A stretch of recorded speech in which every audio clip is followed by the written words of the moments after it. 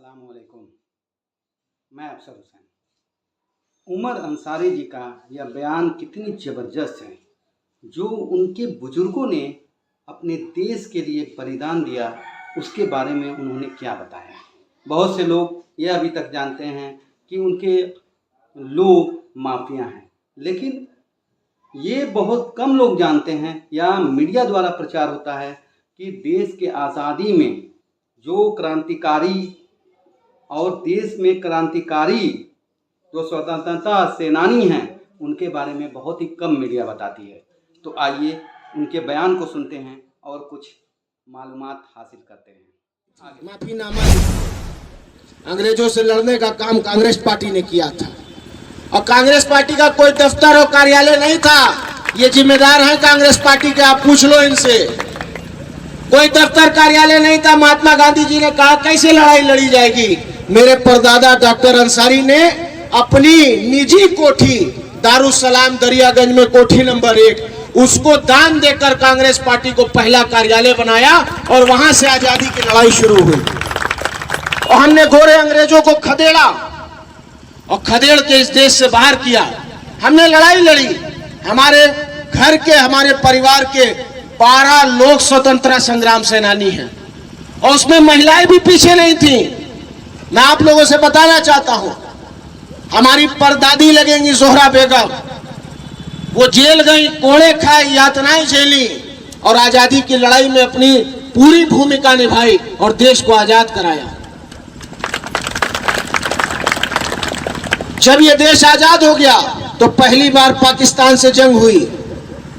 पहली बार 1948 में। उस वक्त कश्मीर जो था वो अलग राज्य था। कश्मीर के राजा थे हरी सिंह और पाकिस्तान ने कब्जा करने के लिए कश्मीर पे झांगर घाटी और नौशेरा पर हमला कर दिया। और झांगर घाटी नौशेरा पर जब हमला किया गया तो वहां के राजा हरी सिंह पंडित नेहरू से मिलने आए। उन्होंने कहा कि हमको भारत की सेना की आवश्यकता है और कश्मीर को बचाने के लिए आप अपनी सेना भेजिए। पंडित नेहरू ने कहा हम एक ही शर्त पे सेना भेजेंगे कि आपको ये स्वीकार करना पड़ेगा कि आपका कश्मीर आज से भारत का अभिन्न अंग रहेगा। उन्होंने स्वीकार किया और पहली सेना फिर भारत से भेजी गई। मैं बड़े फख्र से आपको बताना चाहता हूं कि उस पहली सेना जो भारत से कश्मीर पाकिस्तान से लड़ने भेजी गई, उस सेना का प्रतिनिधित्व मेरे परनाना ब्रिगेडियर उस्मान कर रहे थे।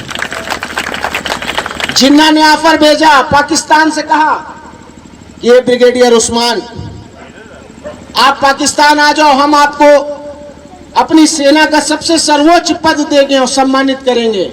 ब्रिगेडियर उस्मान ने जानते हैं क्या जवाब दिया? ब्रिगेडियर उस्मान ने कहा कि इसी सरजमीन में पैदा हुए हैं, इसी सरजमीन में दफन हो जाएंगे, लेकिन मुल्क छोड़कर नहीं जाएंगे। और जंग हुई। वापस नौशेरा पे, वापस झांगर घाटी पे तिरंगा लहराया गया और उसी जंग में तोप का गोला लगने से मेरे परनाना ब्रिगेडियर उस्मान शहीद हो गए, चीथड़े उड़ गए। और उनके मरने के बाद उनको भारत का प्रथम महावीर चक्र विजेता दिया गया। उनको इस सम्मान से सम्मानित किया गया। दादा ने जो जितनी जमीन को जोतता था, बोता था, उसको मुफ्त में उतनी जमीन देके कोई मौर्या बस्ती, कोई बिंद बस्ती, कोई यादव बस्ती, कोई माइनॉरिटी के लोगों को बसाकर 18 गांव बसा दिया। आप हमको भूमाफिया कहते हो?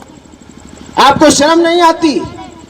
आप हमसे और हमारे परिवार के गौरवशाली इतिहास से चिढ़ते हो। मैं चैलेंज के साथ कह रहा हूं, बड़ी जिम्मेदारी से कह रहा हूं, कोई भारतीय जनता पार्टी का एक नेता आप बताओ मुझे, 7 पीढ़ी में एक नेता बता दो जिसने इस देश के लिए अपनी छोटी उंगली का नाखून भी तोड़वाया हो। हमारे परिवार ने गर्दन कटाई है। आप हमें राष्ट्रवाद सिखाओगे? आप हमें देशभक्ति सिखाओगे? वो भी अपनी कुर्बानी देकर शहीद होना कबूल कर लेगा, लेकिन जालिमों के सामने, बातिलों के सामने सर नहीं झुकाएगा।